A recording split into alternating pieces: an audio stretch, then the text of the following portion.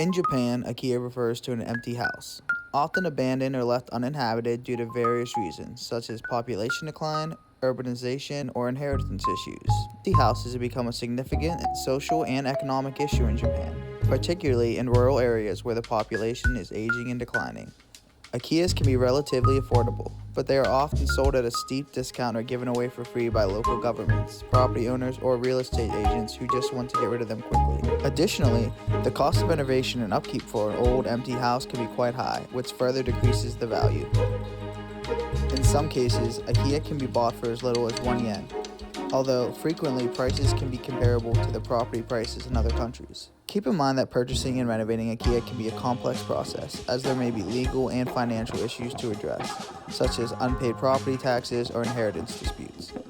Additionally, many akiya are located in rural areas, which may not be convenient for those who prefer to live in urban areas. Despite these challenges, the Japanese government has been actively promoting akiya revitalization projects to encourage more people to invest in these empty houses and help address the country's housing shortage.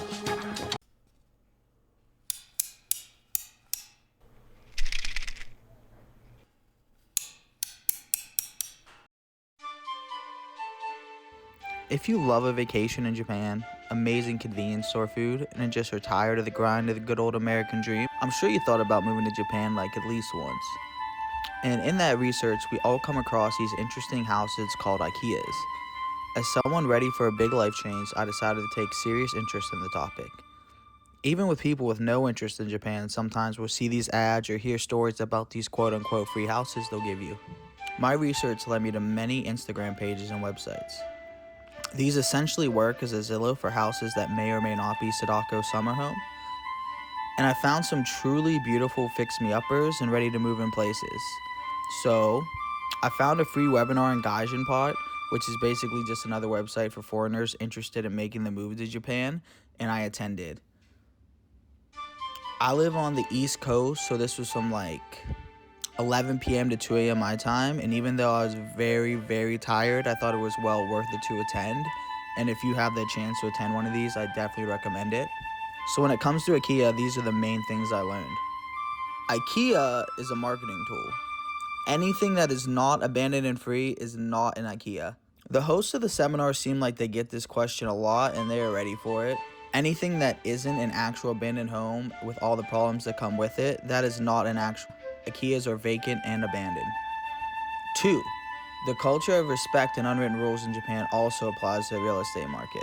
You hear a lot about unwritten rules in Japan from influencers and top 10 YouTube videos about how you can't eat and walk at the same time, and some rules apply here too.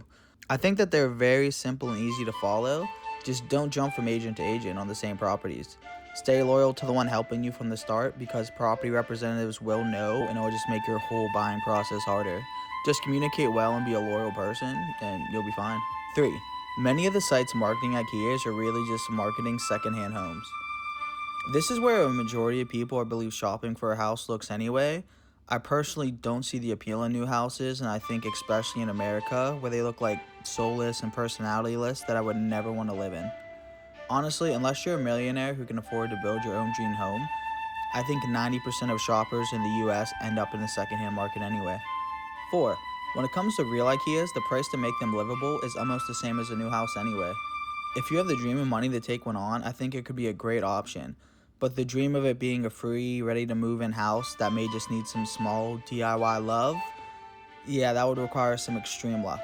It's not like Animal Crossing where Tom Nook just gives you a solid base and you go from there. 5. And this was the most surprising one to me, I guess. A lot of the page promoting these Akiyas are breaking the law in Japan if they aren't doing constant updates to the listings. This is another thing the host brought up when asking about Akiyas, and it could be something that's cracked down on in the near future. There's many sites listing quote-unquote Akiyas, and they all have some pretty cool features and their own feel to them. But yeah, if they're not doing constant updates and they're keeping things listed that have already been sold, that is against the law. 6. The rising anti-gaijin feeling in Japan.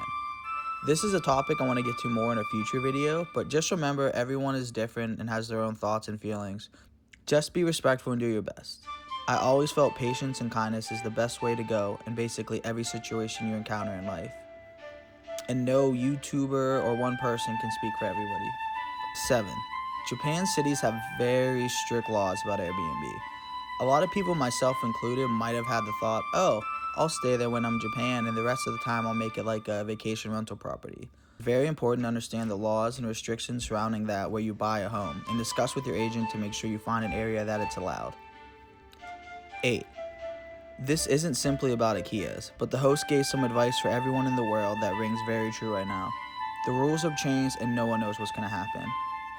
I also learned a lot about mortgaging in Japanese banks, but I think the professionals from the seminar are probably best equipped to teach and handle questions about that. So if you have interest, again, I'd highly recommend attending the webinar. In conclusion, as someone who is very interested in this topic and really has thought hard about, purchasing akiya or a secondhand home in Japan, I think I'll still be taking this journey to buy and fix up a secondhand home in Japan. Because you only have one life. I love every minute I spent in that country. The culture, kindness, and respect of the people, there's second to none. And if you only have one life, don't spend it having regrets about not eating enough beef bowls from Yoshinara. So yeah, this is my first YouTube video. I hope somebody out there got some useful information or just enjoyed it, even if it was just for a second. Please like and subscribe, and yeah, I'll be traveling back to Japan in a month or so stay tuned for more videos just about adventures and cool information I get on and spooky stuff. Yeah, thank you so much. Have a great day.